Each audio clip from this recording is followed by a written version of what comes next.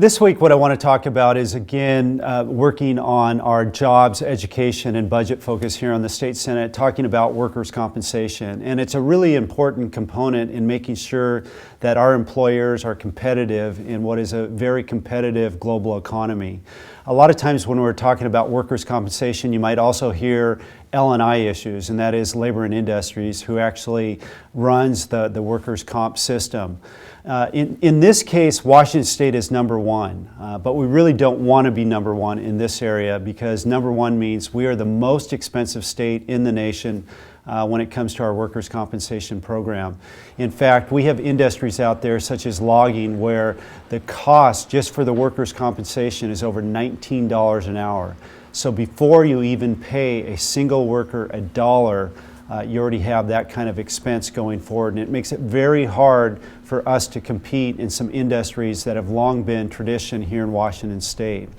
So what we're trying to do here is really two things. One, we're trying to provide workers with more options.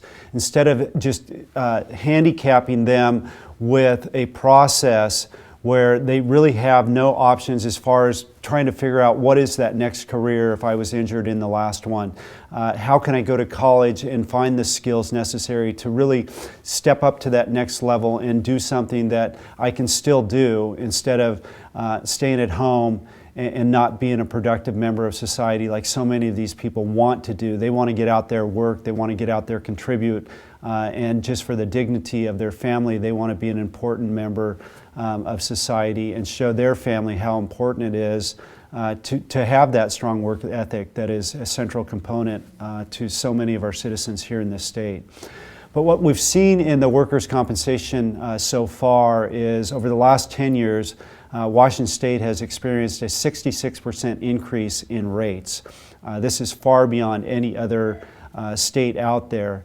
Also, what we're expected to see if we don't put a handle on this is another at least 40% increase in rates, and that's just to take care of the deficits that we currently have. That's not traditional rate increases that you're normally going to see due to inflationary factors. This would be in addition to that.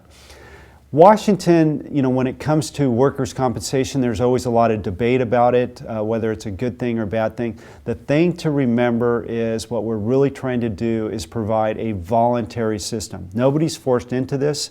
And in fact, Washington is really an outlier in this, in that 44 other states actually allow you to have voluntary settlements so that you can figure out what is in your best interest and what gives you the capability to make sure that your family is protected, make sure that you're able to maintain the livelihood that you had, but knowing that I want to move on to another career, I want to move into another interest, what skills, resources do I need, either going back to a community technical college or it might be a four-year institution, so that those workers, again, have the means to control their destiny, and that's what we're trying to do in the measures that we passed out of the Senate in a bipartisan manner on one of the bills, making sure that our workers are protected.